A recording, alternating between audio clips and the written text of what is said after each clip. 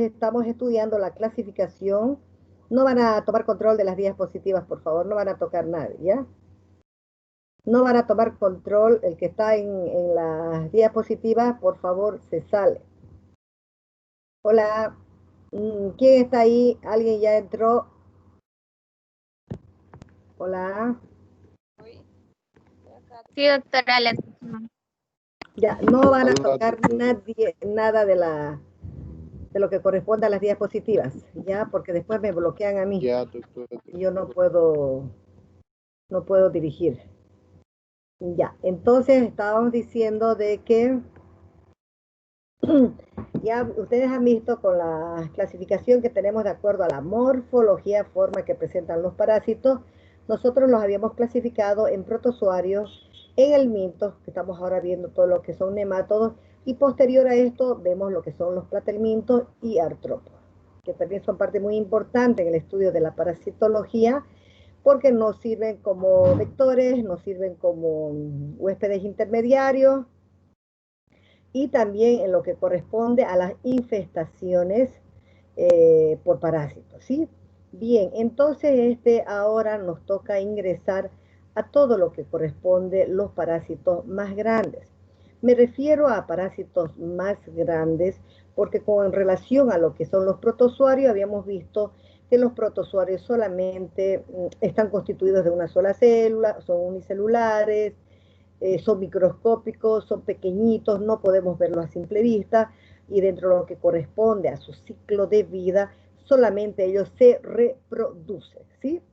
Bien, ahora nosotros vamos a entrar a otras infecciones parasitarias causadas por los helmintos, exactamente lo que corresponde a nemátodos.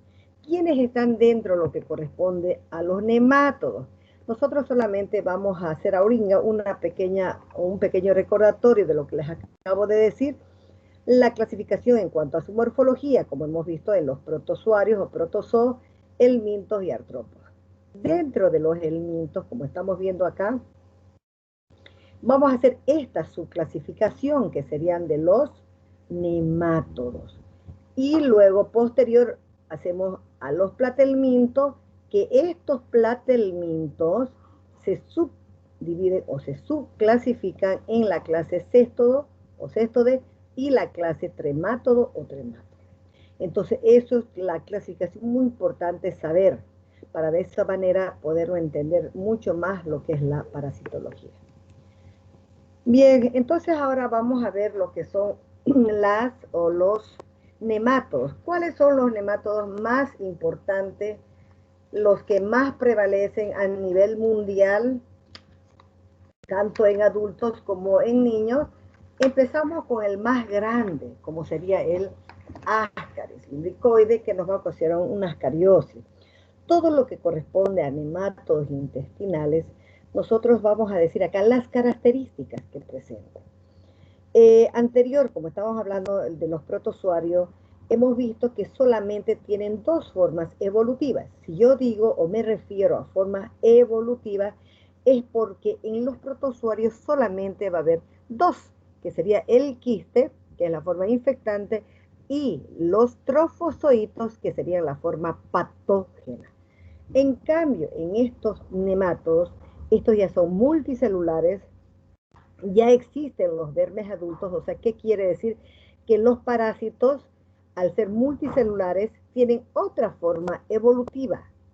Además del huevo, además de la larva, entonces estos parásitos ya desarrollan a la forma adulta, o sea, crecen ya a la forma adulta, al tamaño que corresponde cada parásito, dentro de lo que corresponde al huésped definitivo humano, o sea, en la persona. Entonces, ¿qué quiere decir? Que muy distintos a los protozoarios, también va a ser su ciclo evolutivo.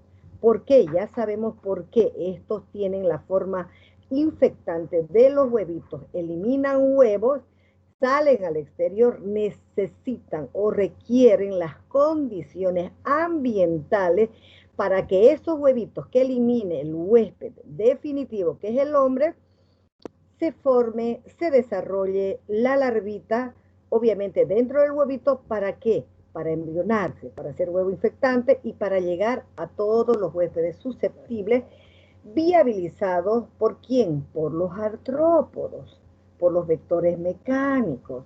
Ya sabemos cuáles son los vectores mecánicos, tenemos a la mosca, tenemos a la cucaracha.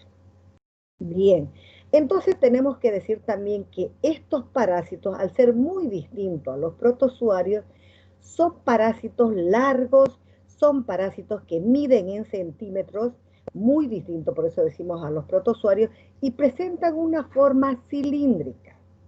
La reproducción que tienen estos parásitos es sexual y una fecundación interna.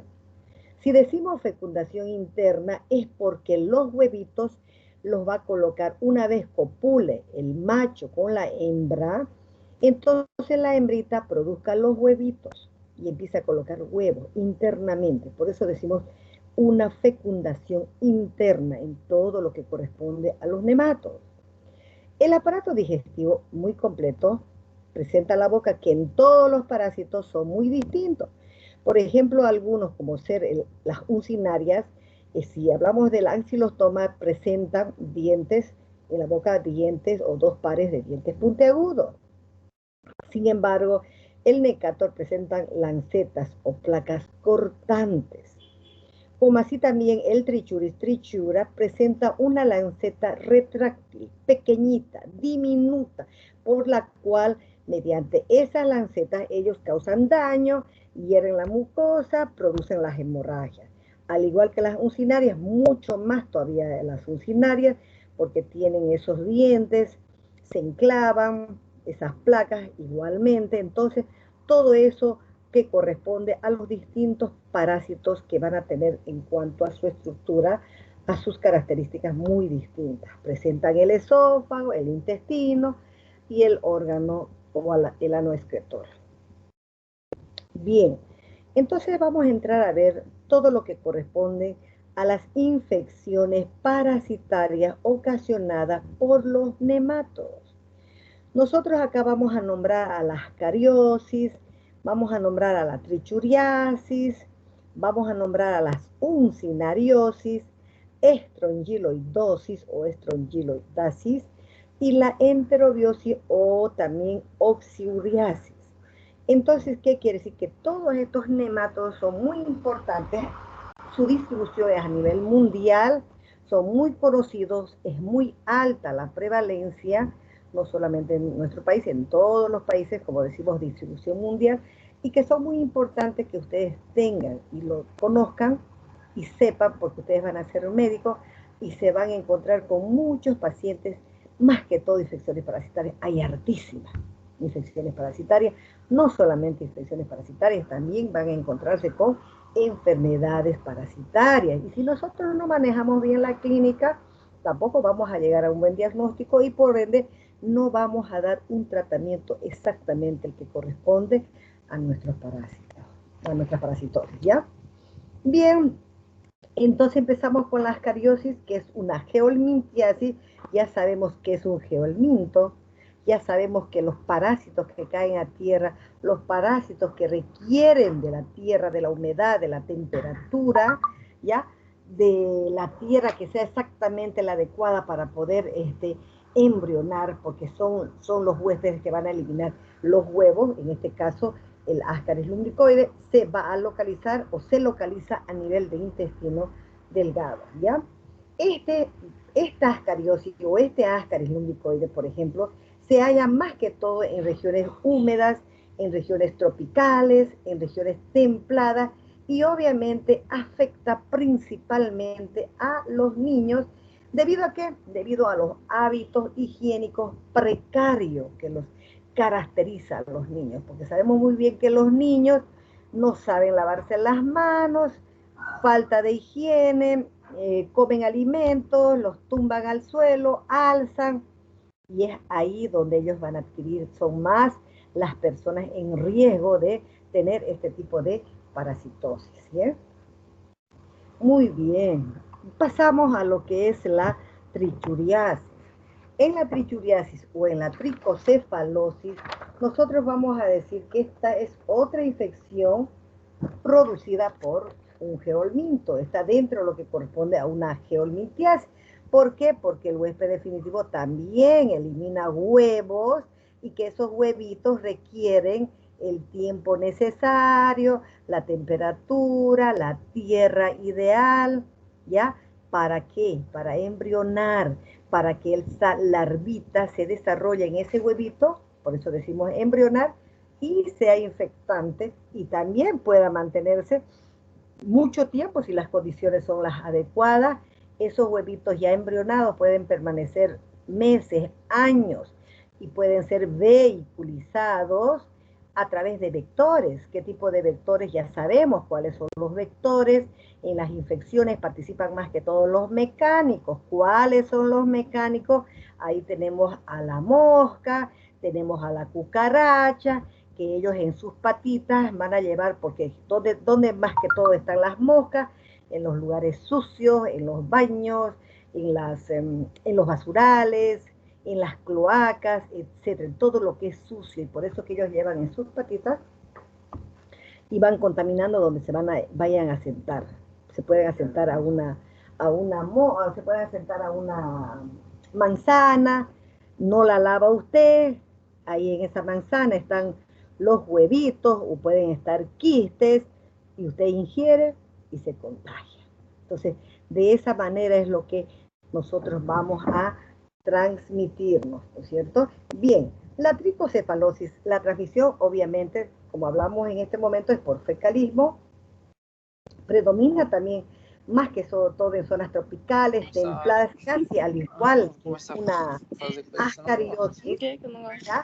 Y mucho más cuando existe, por ejemplo, lluvias elevadas, constantemente. Tá bonito, eu gosto de você assim, Silencio, por esbagaçada. favor. Hola, silencio, apague su volumen. Ya, estamos en clase. Muy bien, entonces acá nosotros vamos a decir que según datos que tenemos, la tricocefalosis afecta alrededor de 46 millones de personas en el mundo y que produce aproximadamente 10.000 muertes anuales.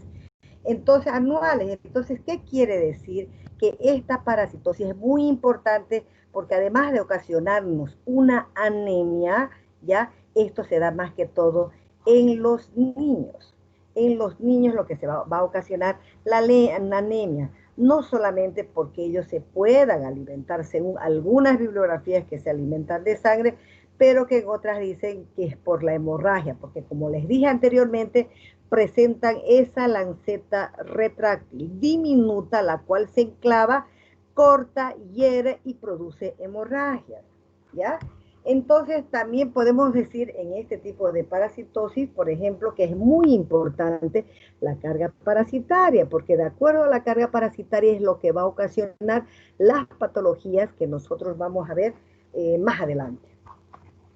Bien, pasamos a lo que son otra infección muy importante, ¿sí? Como es las uncinarias o la uncinariosis.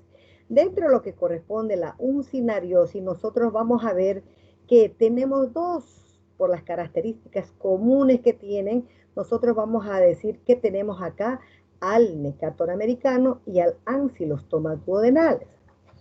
Características similares en cuanto a la forma, ya, en cuanto a la estructura y como así también en cuanto se refiere a las condiciones ambientales que requieren, al diagnóstico de nosotros podemos llegar. ¿Por qué? Porque nosotros vamos a ver que para llegar a un diagnóstico de la uncinariosis, principalmente nosotros vamos a ver la presencia de los huevos.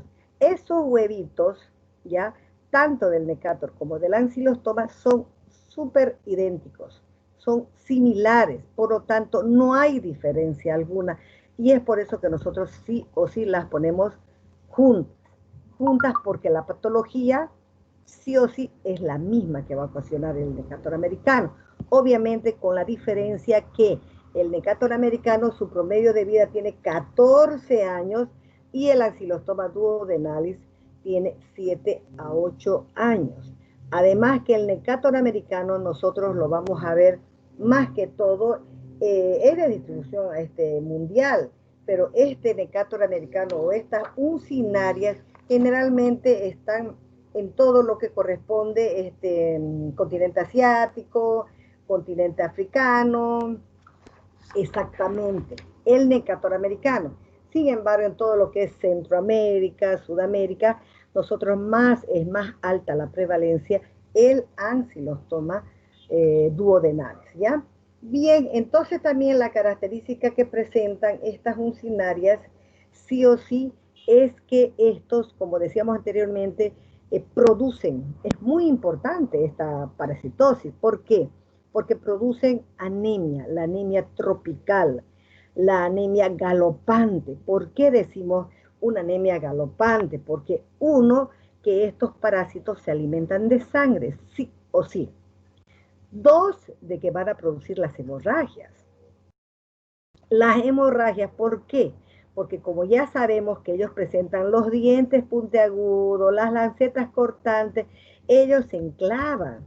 Al enclavarse van a cortar la mucosa, van a herir la mucosa y por lo tanto van a producir su hemorragia. Además de que ellos se alimentan de sangre, al alimentarse ellos succionan cada rato, si es posible, la sangrecita que está fluyendo. ¿Por qué?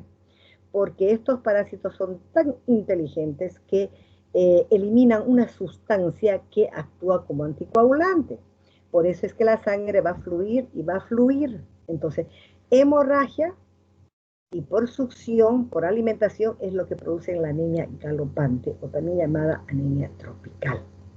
¿Ya? Entonces, sí o sí es una de las parasitosis más importantes que tenemos de todas las parasitosis, ¿ya? Bien, entonces nosotros ahora vamos a ver lo que es la estrongiloidiasis. La estrongiloidiasis, por ejemplo, es otra infección parasitaria muy importante, que nosotros acá nos olvidamos decir que el nematodo más grande, por ejemplo, es el Ascaris. Mide hasta los 35 centímetros la hembra. En la trichuriasis también es muy importante la trichuriasis, ¿ya? Y también en lo que corresponde a las uncinarias, acá tenemos que recalcar que sí, si acá miden en centímetros, acá nosotros vamos a decir que miden en milímetros. Por lo tanto, la estrongiloidiosis o estrongiloidosis es el nematodo más pequeñito porque mide 2 milímetros. Este parásito se lo conoció justamente cuando hubo la guerra de Vietnam, donde los soldaditos enfermaron con una diarrea, porque ese es el cuadro que presenta, y donde se pudo descubrir que correspondía al Strongyloides estercoralis. Entonces, desde hace mucho tiempo atrás, se lo conoce al estrongiloide, y también nosotros vamos a decir que, un ratito por favor. ¿Qué pasó? ¿Qué pasó?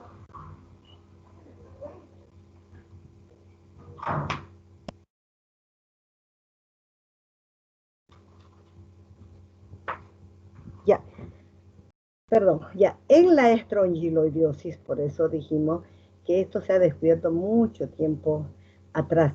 Y también hay que recalcar que en la estrongiloidosis, como ser el Strongyloides estercoralis, este parásito no hay el macho. Tomen en cuenta, solamente hay la hembrita, que se la denomina hembra partenogenética. ¿Por qué hembra partenogenética? Porque esta hembrita tiene la capacidad solita de producir sus huevitos y fecundarlos. Vive en el interior de la mucosa intestinal, lo que corresponde a la estrongiloidiasis, ¿ya? Entonces, sí o sí, este parásito es muy conocido, es más prevalente, por ejemplo, en personas adultas, no así en niños. Y también donde va a predominar en los lugares templados, en los lugares tropicales, donde abunda este tipo de parásitos, además en tierras que son donde hay bastante humedad. ¿Ya? Bien, entonces vamos a entrar a ver lo que es la enterobiosis. Es el último de los parásitos que nosotros vamos a conocer, muy importante, que también tenemos que saberlo, Y decir en este caso de la enterobiosis, por ejemplo, o enterobiasis, es una parasitosis muy importante porque sí o sí en este tipo de parasitosis, por ejemplo, vamos a decir que es de tendencia familiar o de tipo familiar, ¿ya? ¿Por qué? Porque también tenemos que decir que es muy difícil su erradicación. ¿Por qué? Porque esta parasitosis no está dentro de lo que corresponde a una geolmintiasis. ¿Qué quiere decir? Que esta infección parasitaria que la padece el hombre, el huésped definitivo no elimina huevos por fecalismo, no salen en las heces fecales los huevitos. Entonces es muy curioso porque en este tipo de parasitosis solamente la hembra, una vez llena su vientre de huevitos, ¿qué es lo que hace? Migrar por la región perianal en la madrugada a las 5, 5:30, hacer el vaciado total de sus huevitos. Y si no lo hace su vaciado total, se vuelve a ingresar. El periodo prepatente es muy corto. El periodo prepatente son 3 semanas y el promedio de vida 3 meses. Tomen en cuenta que en este tipo de infección parasitaria se van a dar las reinfecciones y como así también las retroinfecciones, cosa muy contraria que acá en estas otras no se va a poder dar. ¿Por qué nosotros vamos a decir que se dan las reinfecciones y las retroinfecciones? Primero, nosotros vamos a decir que los huevos que elimina este parásito, uno, que la hembra las deposita, las lanza en la región perianal, ¿sí? Esos huevitos, además de ser livianitos, esos huevitos ya tienen casi desarrollado la larva. Simplemente pasan unas 2, 3, 4 máximo, 6 horas donde tiene que estar completamente desarrollada la larva en ese huevito. Una vez con la larvita ya corresponde a un huevo embrionado y por ende un huevo infectado. Si decimos que son livianitos, ¿dónde elimina la hembra? ¿Dónde migra la hembra? ¿Qué es lo que va a contaminar? Uno, la zona, toda la región contaminada de los huevos. ¿Cuántos huevos produce? Más de 10.000, 11.000 por día. Va a contaminar, o sea, todo alrededor del huésped definitivo queda contaminado.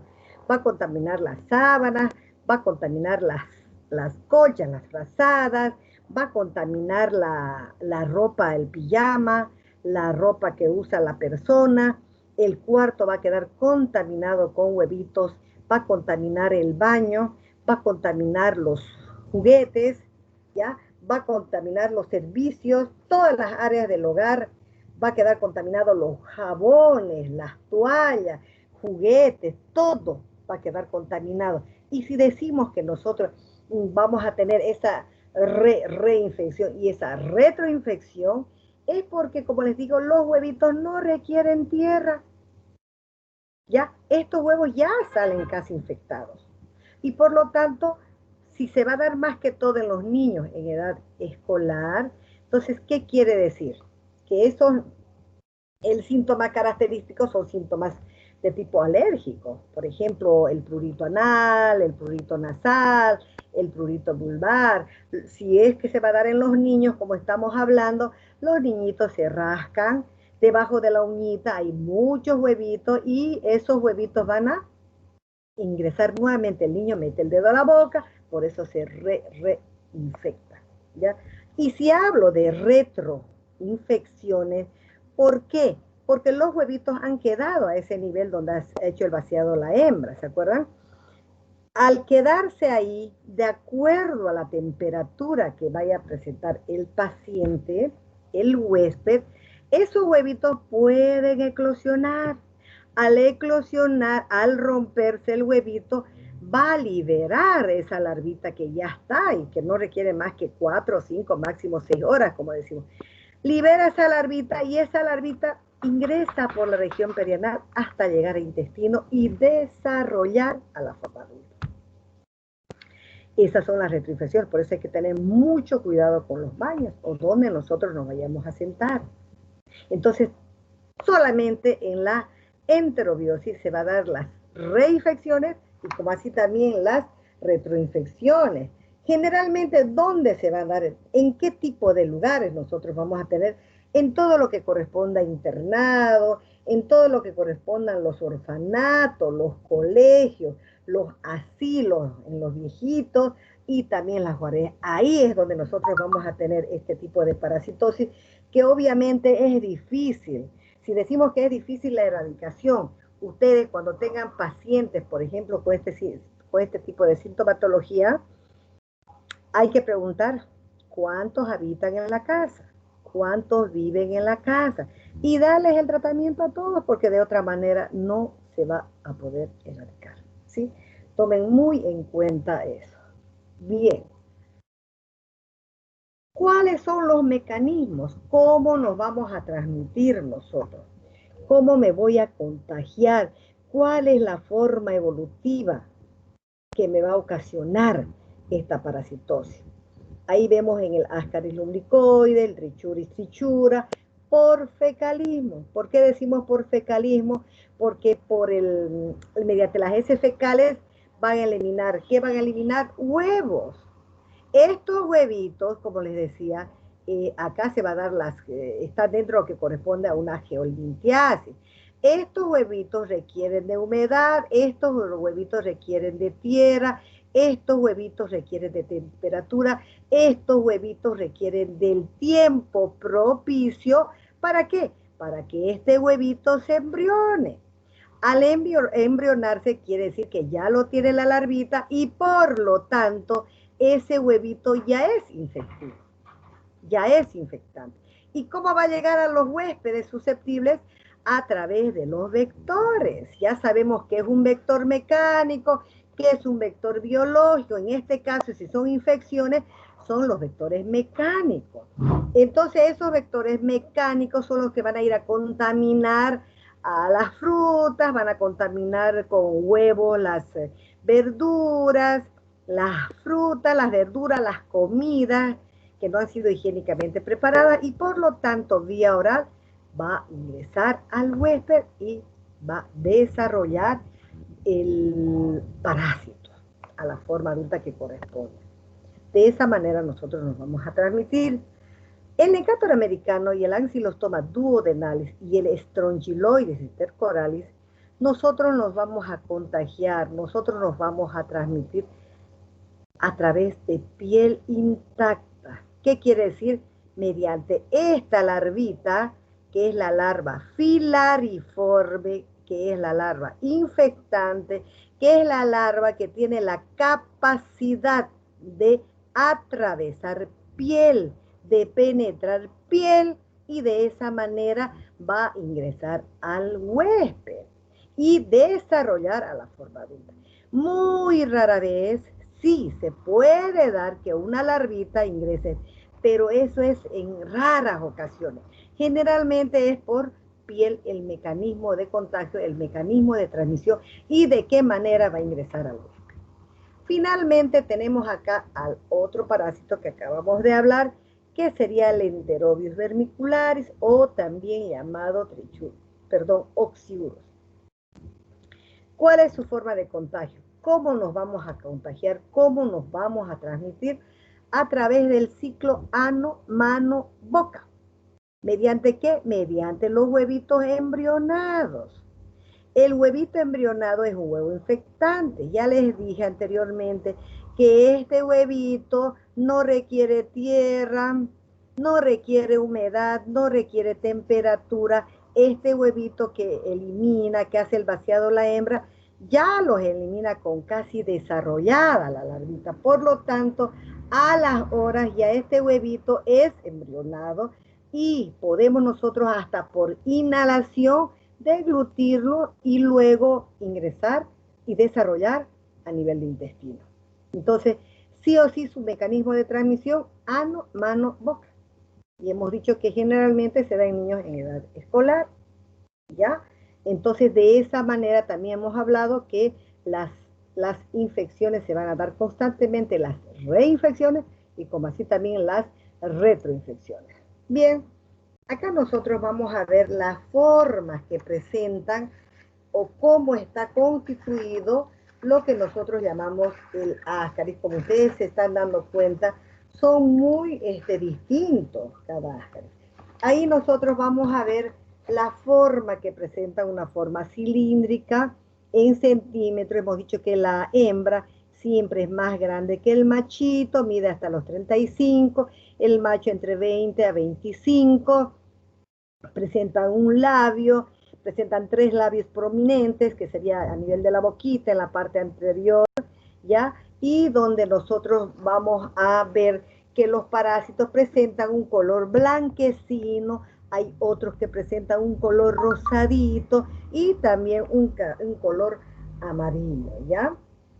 Bien, en la parte posterior tenemos ahí la parte donde ellos tienen que, se va a realizar la cópula. Entonces en la parte posterior es donde el machito copula, esto se llama la espícula copulatriz, mediante esta espícula copulatriz es donde se va a unir y va a realizar la cópula con la hembra.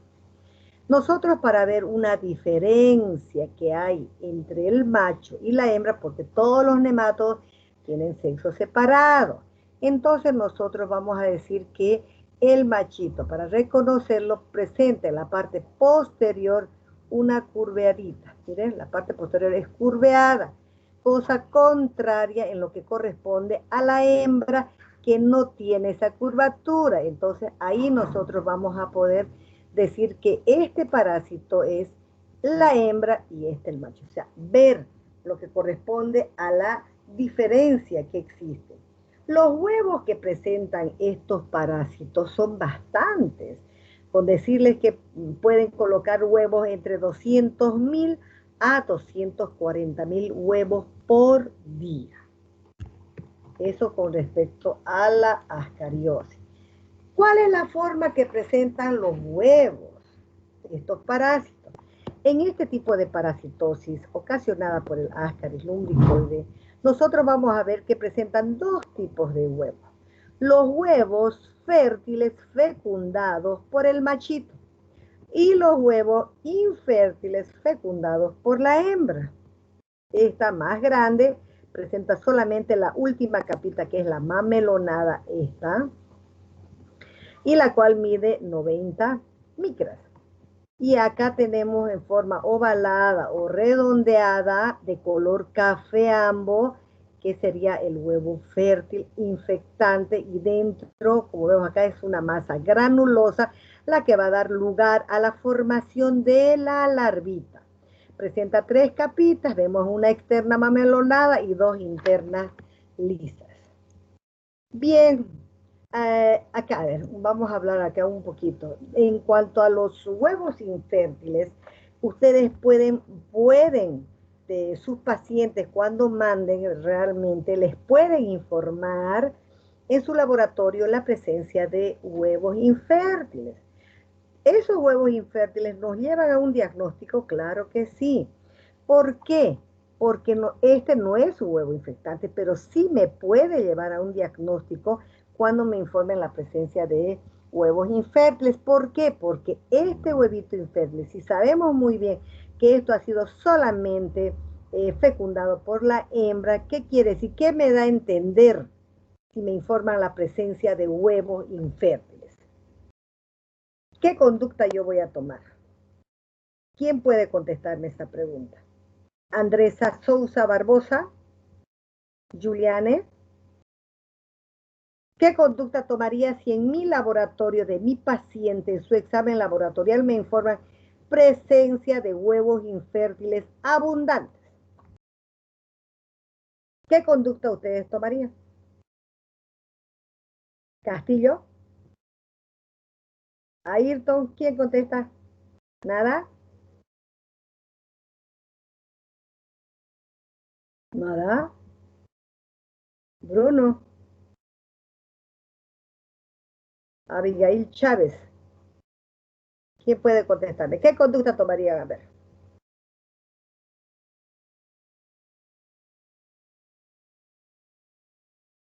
Nada. Si les informan la presencia de huevos infértiles de Ascaris lumbricoides, pues claramente le dice presencia de huevos. Entonces, ¿ustedes qué conducta tomarían? Es de darle su tratamiento a ese paciente.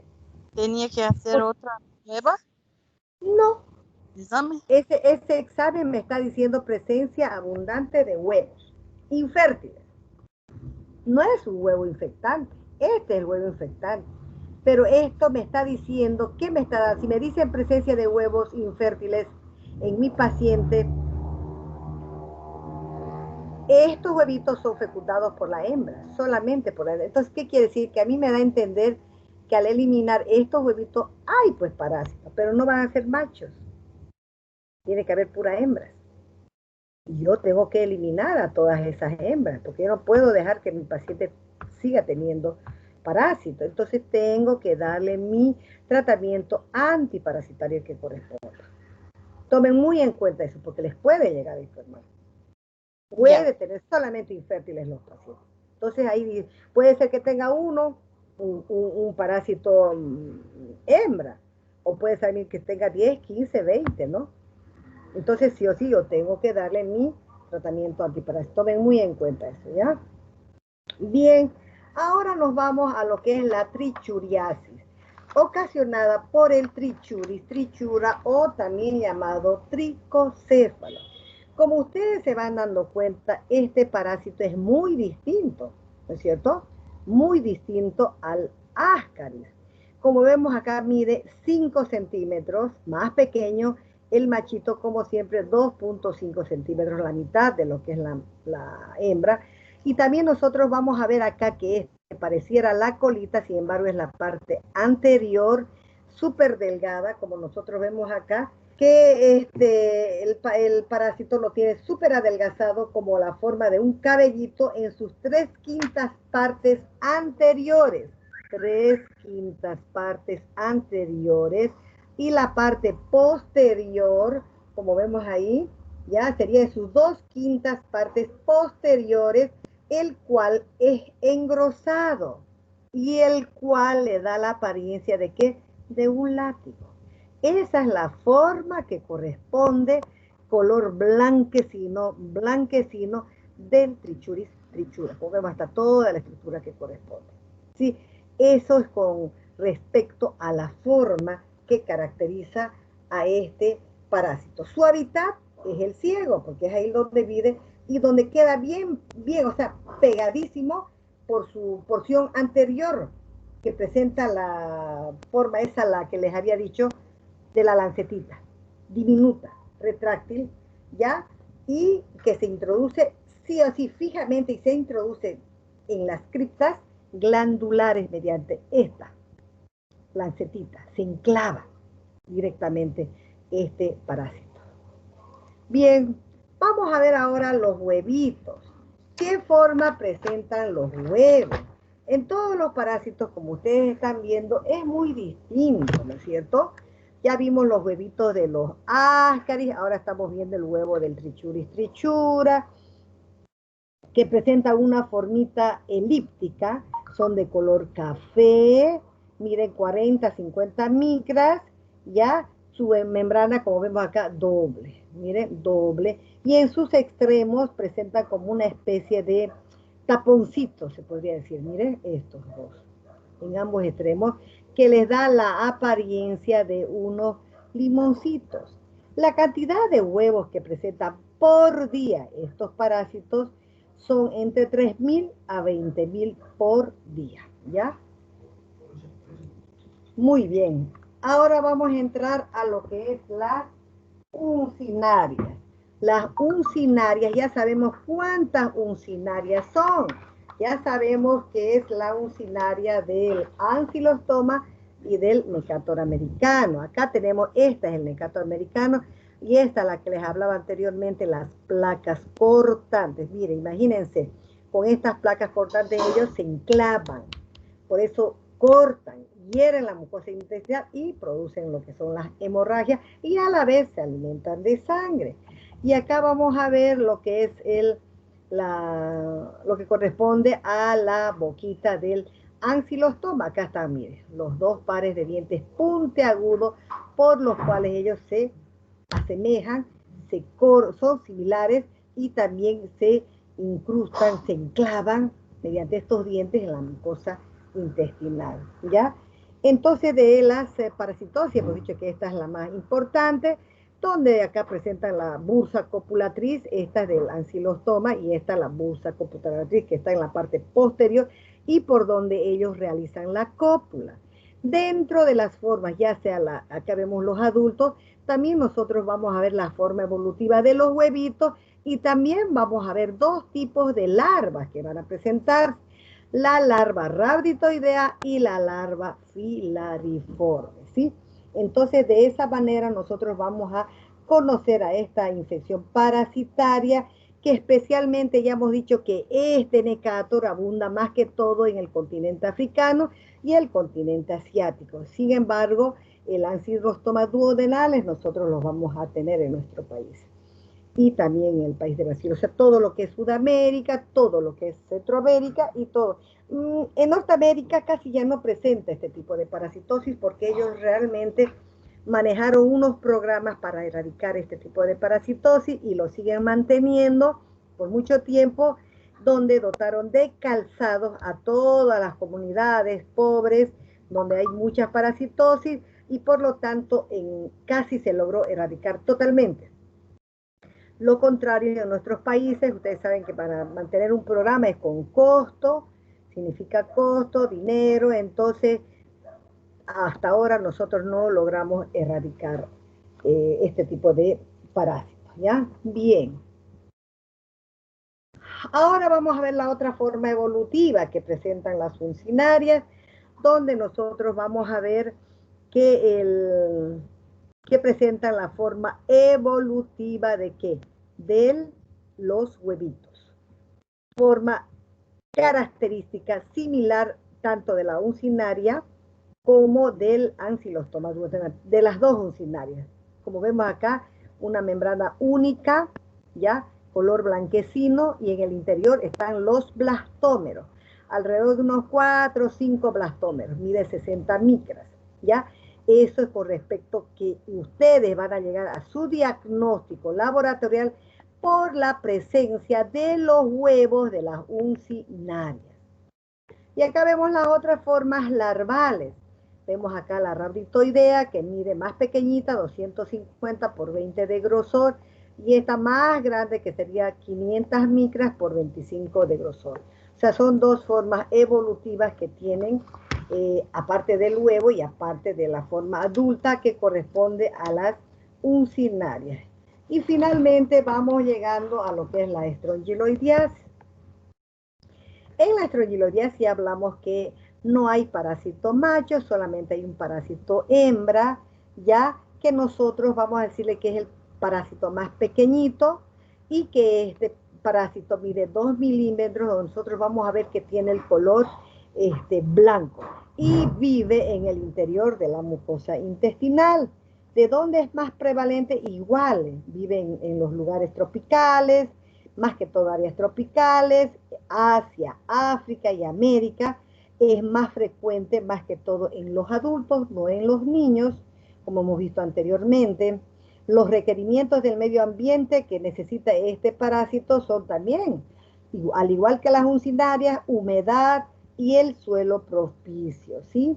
Tanto para las uncinarias como para el estrongiloide, ¿sí? Bien. ¿Cuáles son las formas evolutivas? Ahí vemos los huevos casi similares a las de las uncinarias, un poco más grandes. Acá están los blastómeros, presentan la misma larvita, rhabditoidea, y la filariforme, que sería la larva infectante. Acá hay diferencia entre las larvas de tanto de las uncinarias como de las estrongiloidiasis, ¿ya? Finalmente llegamos a lo que es la enterobiosis o enterobiosis vermiculares. También en este caso de parasitosis, hemos dicho que es muy importante, no está dentro de lo que corresponde a la geomintiasis porque no requiere tierra, no requiere humedad, el parásito hembra hace el vaciado de sus huevitos, Este es de tendencia familiar, más que todo hemos dicho, y acá la característica que presenta, mide más pequeñito 1 centímetro y más pequeñito el macho, 0,5 a 0,6. Todo esto lo que ven ustedes acá son huevitos, por eso que el aparato reproductor de estos parásitos es muy desarrollado. La parte final la tiene muy aguzada, es decir, muy puntiaguda, color blanco, su periodo prepatente ya sabemos es muy corto, 3, y su periodo promedio de vida 3 meses. Entonces, ¿qué quiere decir? Que estos parásitos, al momento, o sea, lo más curioso de estos parásitos que hacen, cuando hacen el vaciado de los huevitos, por ejemplo, la hembra muere inmediatamente. Y el otro es la característica del hombre, del parásito macho, que cuando copula con la hembrita, una vez realizada la cópula, muere inmediatamente. Eso es otro, podríamos decir, otra forma de poder llegar a nuestro diagnóstico. Porque si las madres le llevan a ustedes estos tipos de parásitos, ustedes se van a dar cuenta claramente a qué tipo de parásito corresponde, cuál es el parásito, y por lo tanto, darle directamente ya su tratamiento, porque no necesitan enviarlo a lo que corresponde a realizar su examen laboratorial, ¿no? Y son blanquecinos. Los huevitos, muy distintos, como vemos, tienen la forma de una empanadita, como nosotros decimos, ¿ya? Son translúcidos, presentan una cara planita y otra cóncava, ¿ya? Miden entre 50 a 60 micras y presentan la larvita, ya tienen, miren, la larvita en su interior. Cada hembra de Oxyuro pone alrededor de 11.000, entre 10.000 a 11.000 huevos por día. Y cuando sale la hembra, en la noche, a las 5, en la madrugada, 5:30, a hacer el vaciado de sus huevitos. Bien, vamos a quedar ahí ya, por favor. Después de esto, nosotros lo vamos a dar, porque ahorita ya es 1:36. Vamos a dar, a partir del ciclo biológico, daríamos lo que es la próxima semana. Con eso terminaríamos nematodos y en la teoría vamos a empezar con lo que es los platelmintos, ¿sí? ¿Está bien? ¿Alguna pregunta hasta acá? Está bien, doctora. Ya, vamos a ir a descansar y voy a comer algo, porque estoy sin almorzar hasta ahorita. Ya, muy bien, porque yo tengo clase hasta las 5, chicos. Entonces vamos a abandonar y nos vemos en la próxima práctica, donde nosotros vamos a terminar todo lo que es nemátodo, pero ya en nuestra teoría empezamos con lo que son ya platelmintos. ¿Está bien? Hasta luego, buenas tardes, bendiciones para todos. Gracias, doctora. Hasta luego. Hasta luego. Doctora, gracias. Ay, la lista, luego, esperen, no doctora. se salgan, la lista. La lista. Un ratito. Ya. Ya está. La lista. Ya está, ya la descargué, pueden salir. Bueno, Hay unos 60 Ya, más. doctora. Muy bien, buena asistencia. Está bien, chicos. Hasta luego, ¿Ya? doctora. Gracias. Chao. Ya, nos vemos. Chao. Abandonado. Bendiciones, doctora. Hasta luego. Igualmente, gracias a ustedes también. Muchas bendiciones. ¿Ya? Chao. Compré. Ay,